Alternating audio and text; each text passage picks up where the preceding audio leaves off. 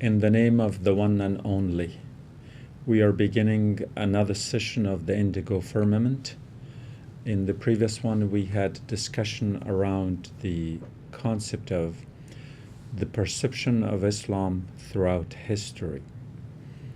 Islam as a civilization, Islam as a culture, Islam as a religion, Islam as a personal identity. But we are concerned primarily with its overall perception in the context of whether it is perceived in a positive light or is it seen as a negative phenomenon. This perception in the positive or in the negative is generally viewed from a European perspective, which is one perspective. And because of it, unfortunately, we often ignore the perception of Islam in other societies or in other regions of the world. So today we are going to turn our focus to the East. And again, we are trying to cover most of the half a millennia that ends in the year 1500 or thereabouts. We talked about the period up to the 1500s in the western part of the Muslim world, but we haven't talked about the East, which is often ignored and forgotten. So we will probably discuss the Indian subcontinent in the first session, and we'll see whether we are able to cover most of it or not. And then we can subsequently discuss China as well. Islam in India, from its inception in the year 711, when Muhammad bin Qasim, the Arab commander, went to Sindh, in a way, India was introduced to Islam as much as Islam was introduced to India.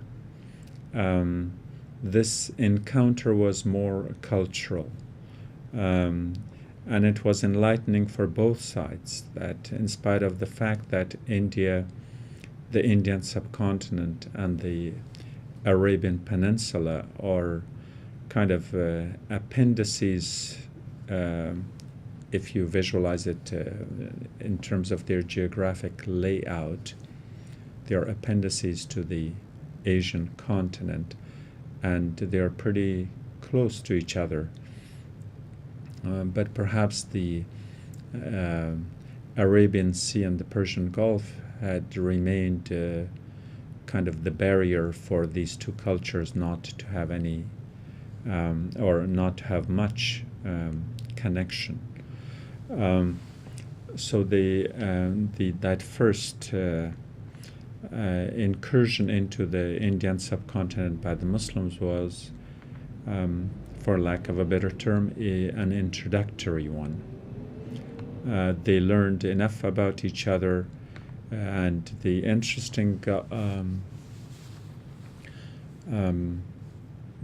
factor here is that when Muhammad bin Qasim understood the principles of Hinduism as a religion and realized that in essence they do worship one God through many manifestations, his idea or his perception of Hinduism changed completely. So he wrote back to Baghdad and to Damascus, primarily to Damascus. He wrote back and asked for a clarification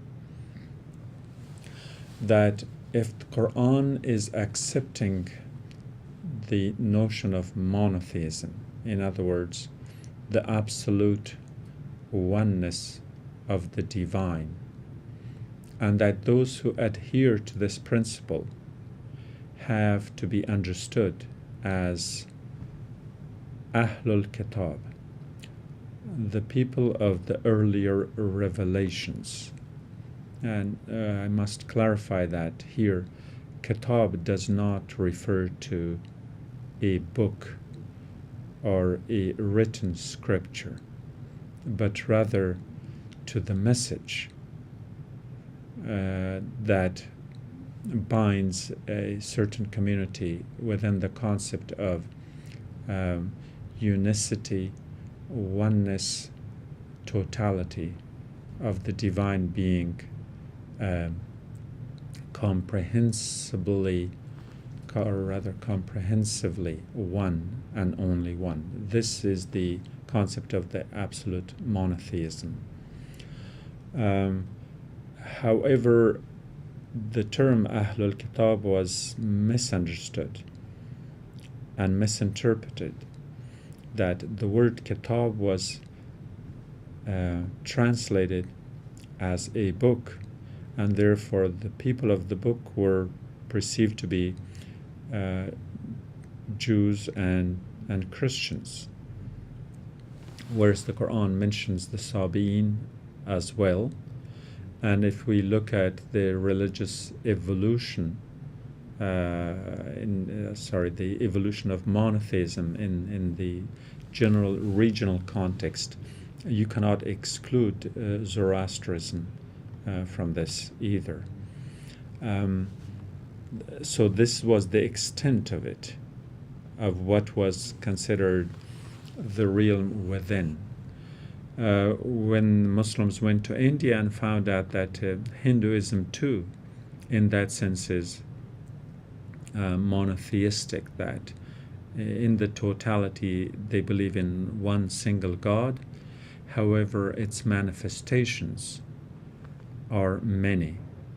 And from the outside view, Hindus are seen as polytheistic, as the various gods have been humanized or humanified, as they have been given personalities, and these personalities are perceived to be independent divine entities, whereas the understanding of at least Muhammad bin Qasim was that no, that in essence they do believe in one God, and these are mere manifestations in multiplicity.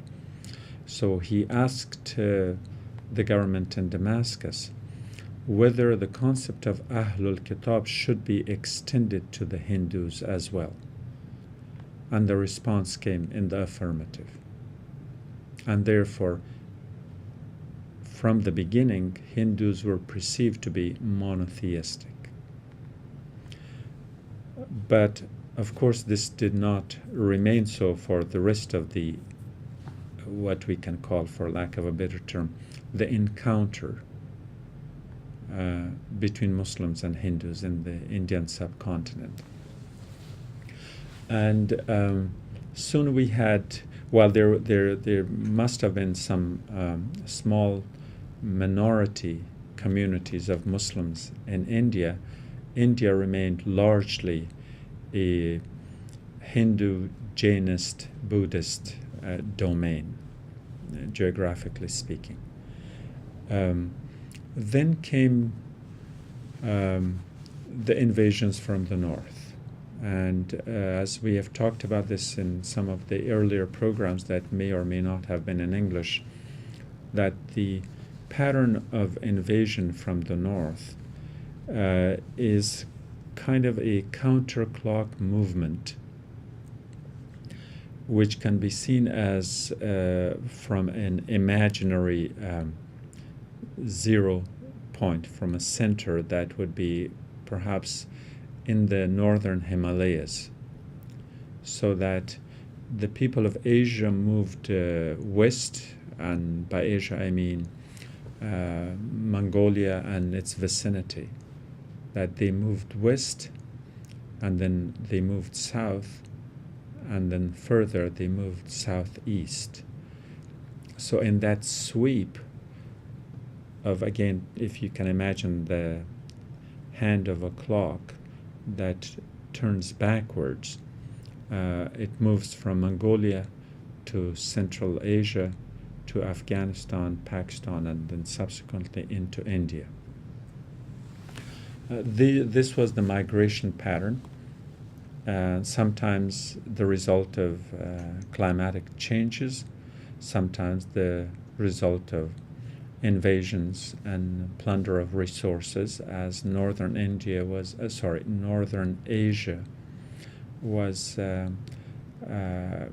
for various reasons not as resourceful in terms of natural resources.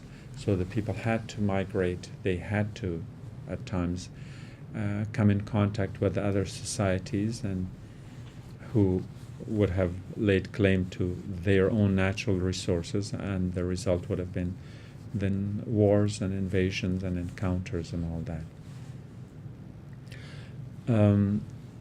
It's here, although I would like to discuss the concept of the warrior culture later. But in respect to India, suffice it to say that these were warrior cultures of primarily Turco-Altaic and later on blending with certain Aryanic people who brought to India, among other things, Islam as a religion. But this was not necessarily an invasion of India for the sake of Islam or representing Islam. Rather, their own primary interests were reaching the natural resources, just like Europeans in the age of discovery went around the world to conquer and colonize and rob other continents. This wasn't just the exclusive domain of the Europeans. Asians did that as well, but Asians from northern Asia, where there was shortage of resources. So we had, I think if we take the historical analysis, kind of confine it to a certain period, because we can't talk in generalities without referring to specificities. I would say the formation of the Delhi Sultanate, or Padshahi Delhi, that would be the formative period. And this begins roughly in the year 1206, with its capital in Delhi, when these northern tribes move south. But it's important to note that there was a prelude to this, and the prelude would be the Ghaznavi incursions into the Indian subcontinent that started in the year 963 up to the year 1186. That would be the duration of the Ghaznavi Empire, and then the Seljuks had their share of these from 1037 to 1194. And in some ways you could also add the Khwarazm Shahi incursions from 1077 to 1231. So these waves of incursions and invasions from the north created a clash of cultures. Now, since we are talking about the perception of Islam, then this encounter had to be defined in a polarity of Islam and Hinduism. So obviously, from the Hindu perspective, Islam would have had a very, very negative perception. They were the invaders, they were the northerners, they were coming and looting and destroying their temples, they were, taking over their lands. So that would have been very negative, to put it mildly, from the Hindu perspective. From the Muslim perspective, at least in the context of the Turco-Altaic cultural setting of the Turkic tribes that moved from Central Asia, who would have been shamanistic in terms of their own belief system only a few decades and centuries ago, who had now become Muslims themselves, and put their own new belief system as the main force, the very thrust of their incursions, and use that as a medium to manipulate public minds towards the justification of these incursions into the Indian subcontinent. So they would have looked at Mahmud Ghaznavi as a great, not just as a great war hero, not just as a great warrior, but also as someone who served Islam, because he went and destroyed Hindu temples. He brought, for example, the gate of Somanat back with him to Ghazni, which again, we can glorify it all we want, but if you look at it from a humanistic perspective, this amounted to nothing but invasions, incursions, and looting.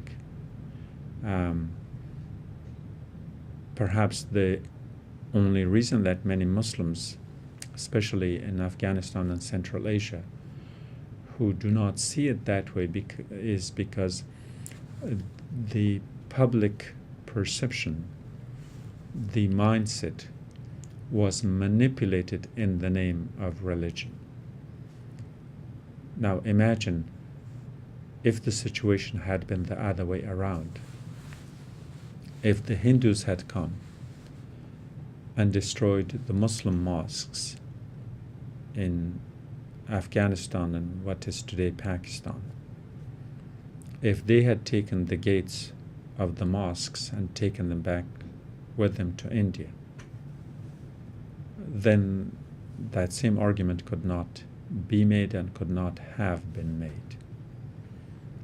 So, yes, the name of God and Islam and religion and Quran and all that was used, but the incursions were primarily political and to some extent economical. So in places like Afghanistan, again due to environmental circumstance, the shortage of natural resources, it made it very difficult for any empire to expand within its border and not step into the domain of the Indian subcontinent. You could have raised huge armies, but you could not sustain them for long because the natural resources, the shortage of the natural resources would not make it possible. This became even more so after the Mongol invasion of Genghis Khan or Genghis Khan, who messed up and destroyed the whole economic and agricultural infrastructure of the region. And therefore, that invasion, that destruction and demise resulted in the furtherance of the shortages of natural resources.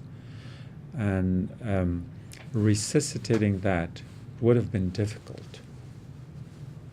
But again, to look at it with a sense of what is available around, in the incursions to India would have been a rather easier option.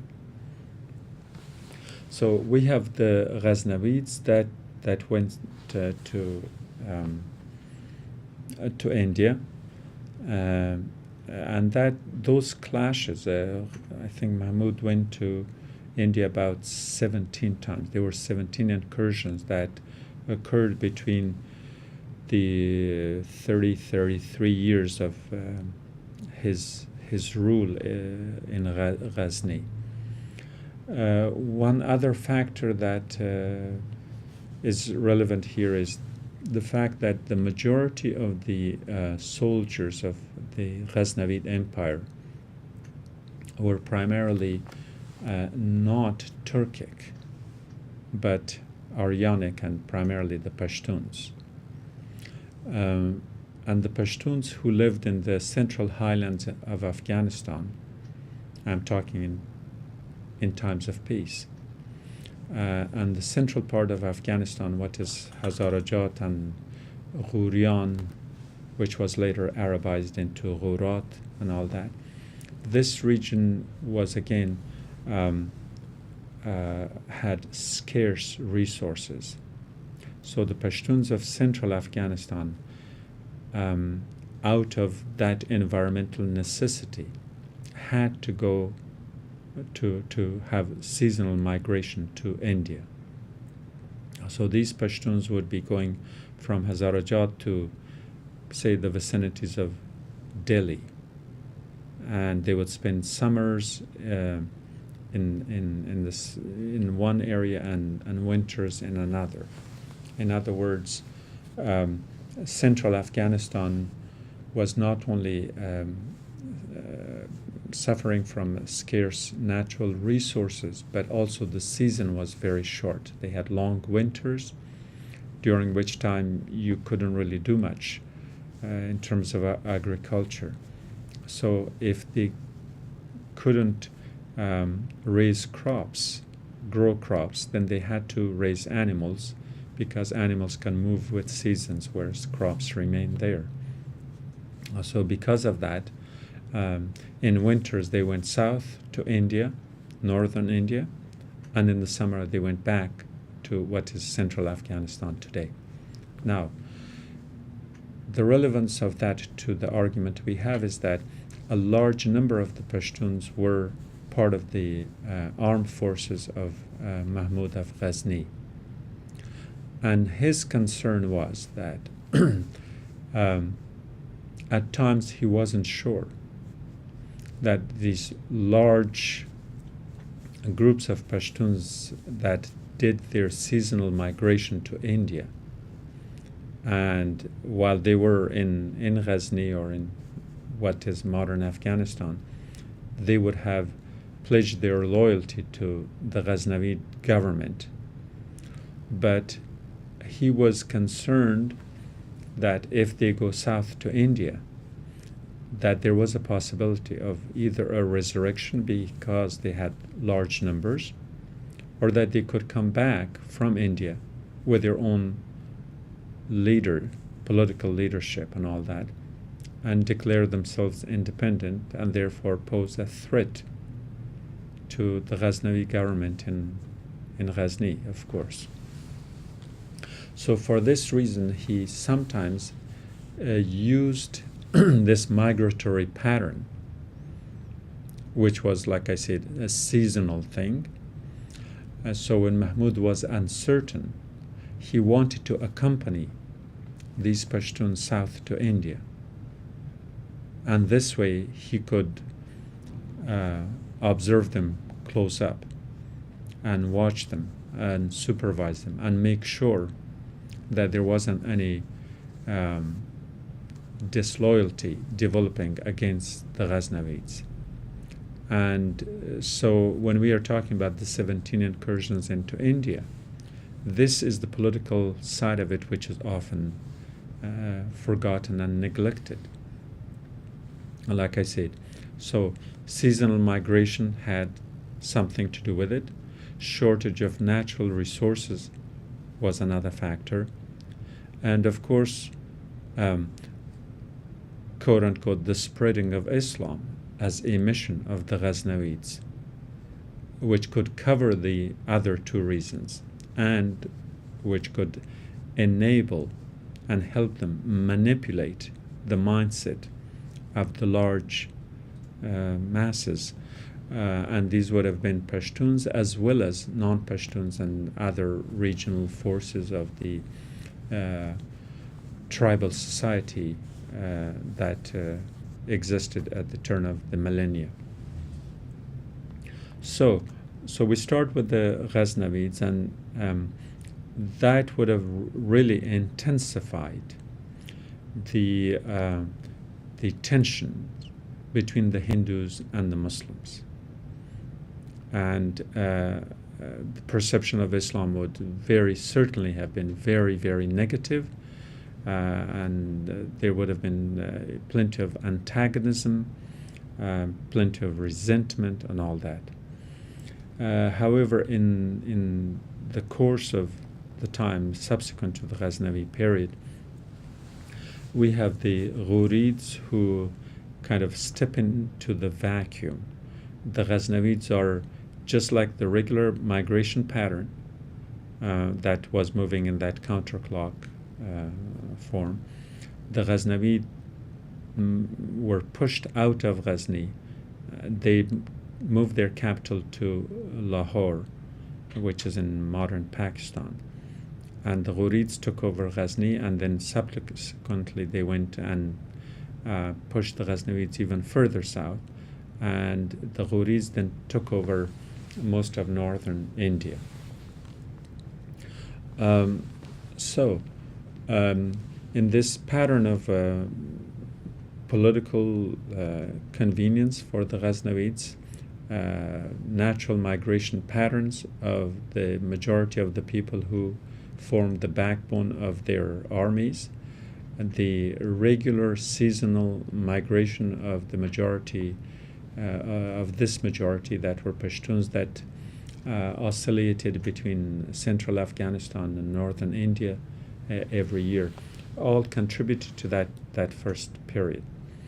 So if we can then encapsulate this, we had the Ghaznavids who, like I said, went first into India from the north. Then the formation of what we know as the Delhi Sultanate was that at this point, especially with the Ghurids, they realized that if instead of going to India for, say, booty and plunder, why not stay there? And by then, obviously, they had weakened many of the Hindu kingdoms of northern India, and they were powerful enough to establish themselves instead as the rulers of the various regions. We have in this period there are 5 dynasties that contributed to the formation of the Delhi Sultanate, and these would be primarily either of Turkic or of Afghan lineage. And as I said earlier, that the warrior culture was perhaps primarily a Turco-Mongolian mindset, and since the Pashtuns were the majority of the population in what is now modern Afghanistan and perhaps parts of Iran and some of the Central Asian republics as well as Pakistan, therefore they could not be ignored.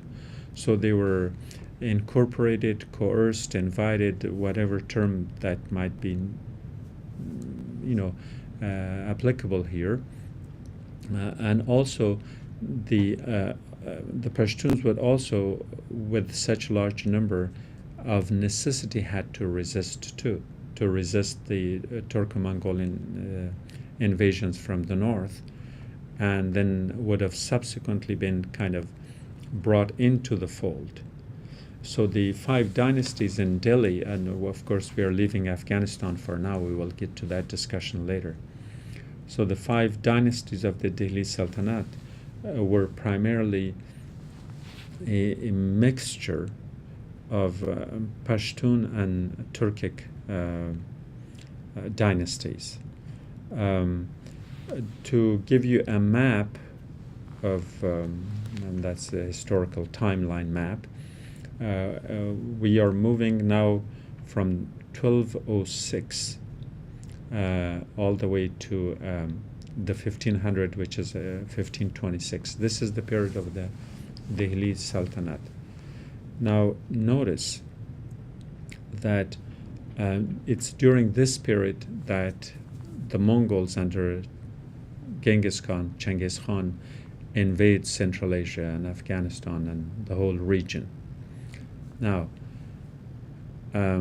they took over China and vast areas of the of the Asian continent. The one region they could not reach, and this is often ignored, the one region they could not reach was India. It was in India where these Pashtun and Turkic dynasties of the Delhi Sultanate were able to ward off the incursions of the Mongols under Genghis Khan. And that is pretty significant because, in a sense, one warrior culture meets another. And it's significant in that sense. Now, the first five of these dynasties, or all of these five dynasties, would be what is called the Mamluk dynasty, that starts in 1206. And let me explain the Mamluk part. The concept of slavery. Unfortunately, we have one single word, but it does not mean the same thing to every culture. We have the slavery of the plantation in the Americas, which was bringing slaves from Africa to work in the plantations to produce for an economic system. We probably have, I'm sure we have discussed this, if not in this program, elsewhere. That is this general perception of slavery in the West. There is another kind of slavery where individual people were enslaved for labor, especially in battles. The losing side, instead of having prisoners of war, which was kind of the great achievement of the Geneva Conventions in the 20th century, that people realized that finally we have become civilized enough that people who engage in war and lose should be treated with dignity, something that was completely ignored after 9/11 by the Bushites and the neocons. Nonetheless, that is a rather new concept. The ancient concept was that if two armies tangled, the men and sometimes the women of the losing side would be enslaved, and these would become personal slaves to the winning side, in which individual commanders and soldiers, as well as the state apparatus, would participate in this exploitation of the humans. So that's a different kind of slavery. There's a third kind of slavery which is not understood in the West. And that slavery is not an exploitative slavery, but rather one of two individuals entering into a contract of loyalty towards one another. And so when one enters that kind of a contract of loyalty and faithfulness to one another, it is a kind of adopting one another. Like we adopt children here in the West. In the East, they adopted grown-ups. Usually, the rulers, kings and emperors, would adopt some of their generals and higher-ups in the social and military hierarchy as their slaves. or certain generals and rulers and significant ones in that social hierarchy would themselves swear loyalty to their emperors and kings. And so when this would happen, a social bond would be created. Now, again, like I said earlier, this bondage, this affinity, this affiliation, this social contract between two individuals was called the institution of ghulam, but not barda. Those two words are not just because they come from different languages, but they connote different things. Bardagi, which is a Persian term, refer to the economic exploitation of one vulnerable, generally from the south, often from the African continent, but also from the region. That people will be enslaved for labor. That's bardagi, that's different. But unfortunately, in the common parlance, the term barda and ghulam are used interchangeably. And in English, they are both translated as slave, which is again incorrect. But in the regional context, ghulam is not the same as barda. Ghulam is the person who swears, takes an oath of loyalty to another individual. Now, I'm sure that there were ghulams at the lower level of the society of whom we never knew anything. They do not appear on too many people's radar when they study history. But the higher ups would have more visibility.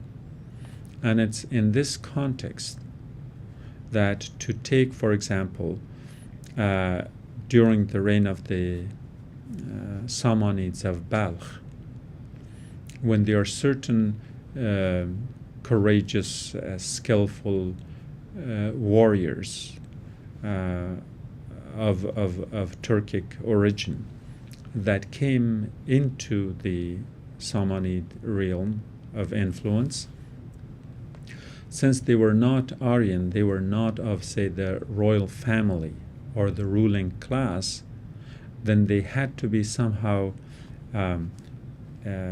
brought into the realm. In other words, they had to be incorporated into the system. And it's in this case where this becomes more visible, that a man, for instance, by the name of Alptekin, a Turkish warrior who is liked by the Samanids, he becomes their ghulam, not their slave, but their adopted general, their socially contracted own, the one who's brought into the realm. And when that loyalty is established, Alptekin and then subsequently his son-in-law, Subuktekin, who happens to be the father of Mahmud of Ghazni, these were the slaves, and again I'm using the word in that particular historical context and in that particular cultural context, that these were not slaves as economic slaves, but rather people who had entered a social contract of loyalty and who had been adopted. And the reason is that when the Samanids realized that they needed a governor further south in Ghazni, they sent none other but Alptekin. You don't send a slave to become a governor. And that's the distinction we have to make. That Alptekin was not a slave the way it's understood in the West. He was not a barda, the way that term is connoted by the Persian word slave, but rather a ghulam. And the result was that subsequently, the second, third generation, these ghulams became independent themselves and established their own state.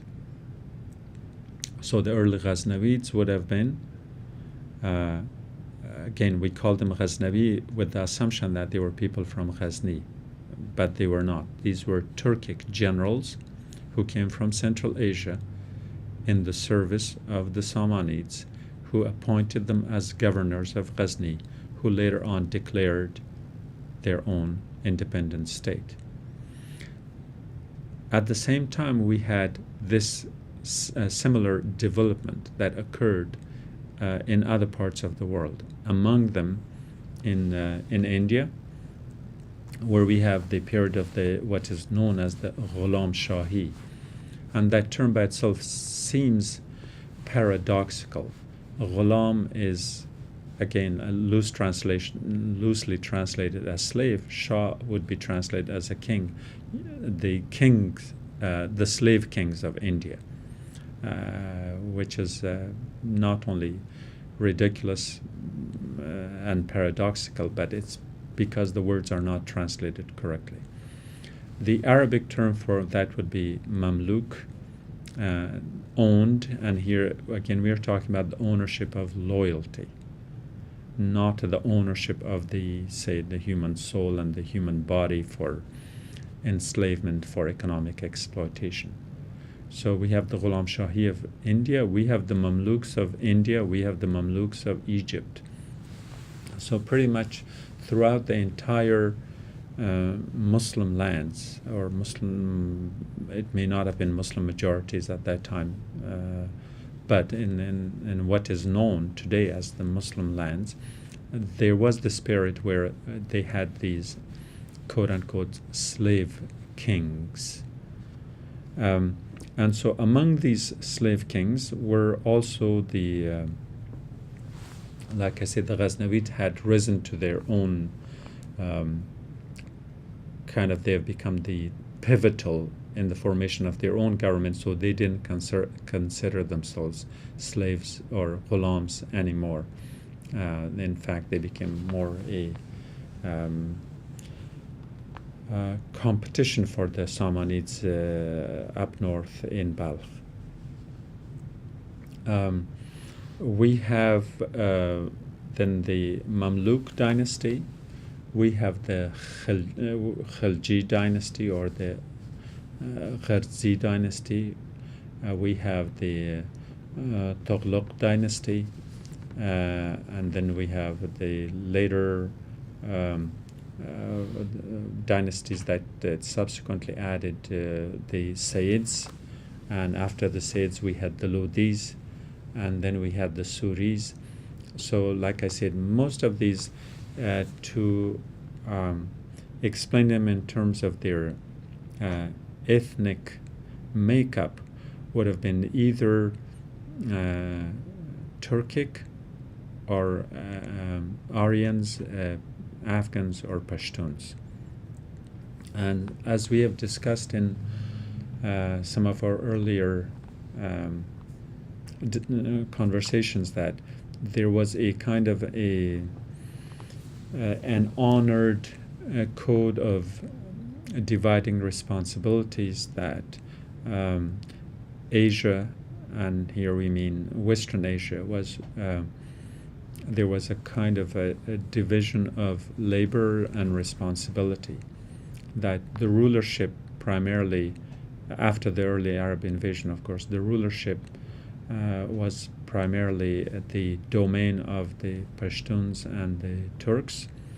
The administration and court language was primarily that of the Persianates, let's call it that, so that the term Dari and Farsi could be understood in their own context, that when we speak about Persian here, we are not talking about Pahlavi, which was one of the languages that disappeared with the Arab invasion, and that of course is a whole other discussion from a linguistic perspective.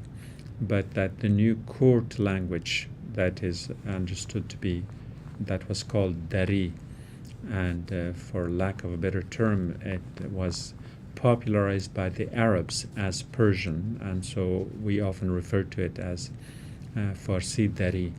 This Dari is the language of the court. That was the language of every court east of the Euphrates, and in fact also in Anatolia. And then the legal system, the jurisprudence, matters of faith and religion, those will be the domain of the Arabs. In other words, the book of the Arabs, the pen of the Persianates, and the sword of the Pashtuns and the Turks were the main divisions within Western Asia. Now, the reference that I made to India in this case is falling exactly within that realm, that the dynasties were primarily Pashtuns or Turkic. The court language in the early Khilji period was called Hindawi, and Hindawi was in kind of a combination, or rather the forerunner of what became Urdu later during the Mughal period. And so the Hindawi would have been kind of Indic, a kind of an Indic mixture of the Indian languages that were accepted in the court, and then subsequently they were infused with the Farsi Dari as well as Punjabi and Arabic words, again based on those divisions that I talked about. And so during the Mughal period it became known as the Urdu language, which is going through its own phases now. We will discuss that a little bit later. And of course then the religion of the state would have also been Islam, or at least the states championed the cause of Islam, the expansion of Islam, the spreading of Islam, the conversions of the local people into Islam, and of course the encouragement of it and all that. So this is what kind of characterizes the Delhi Sultanate. From its inception, we are going to the Muhammad Ghori, who would have come from Ghor in central Afghanistan, and most likely Pashtuns, but perhaps mixed with the Turkic tribes as they did intermarry. And he had his own ghulam, or slave, and again with the understanding that I mentioned earlier, who was Qutbuddin Aybak. So Qutbuddin Aybak will be the first slave king of the Sultanate of Delhi, and he conquers large areas of northern India, and afterwards comes the Khilji dynasty, and Khilji would also be, in my estimation, most likely Pashtuns. The word will be derived, now we are speaking derivationally, phonetically, and linguistically. The word Ghar means mountain in Pashto, and Ghor is a variation of Ghar, implying the mountain people, contrasting them with the people of the plains, which are often referred to as the Loy Pashtunkhwa. So the Loy Pashtunkhwa would be the people of the plains, and the people of the mountains will be called the people of Ghar or Ghor or Ghorian. And there are variations, other phonetic variations of that. The word Khilji also is the word Gharzi. Again, Ghar meaning mountain. Gharzai is the one who's born in the mountains or from the mountains. So Gharzai would be Kohzada in Farsi Dari, for those of us, and I'm sure there are many among our audience who understand it that way. So Kohzada will become either Ghor, Ghori, or it will become Ghar, Gharzi. And the word Gharzi has this the phoneme that is between D and Z, which is then simplified from gherzi to gherzi, and then the Z is switched to J. As in many other words, for instance, in Tazik to Tajik, the Z changes to J, and in gherzi to gherji, and again the Z sound changes to G. We are much into the phonology here, but because of that necessity. And then the R switches to L, and that's pretty common. We hear it often in Chinese and Japanese that the sounds of R and L are switched, but that's not an anomaly. It's pretty common. So that's when the gharji eventually becomes ghalji and khilji, and khe being a close consonant to the gh sound. And after the Khiljis dynasty that come to power, after the Ghurids, they conquer most of the central India. In other words, they expand further south. I believe we are coming to the end of the hour, so I will take a short break here. But in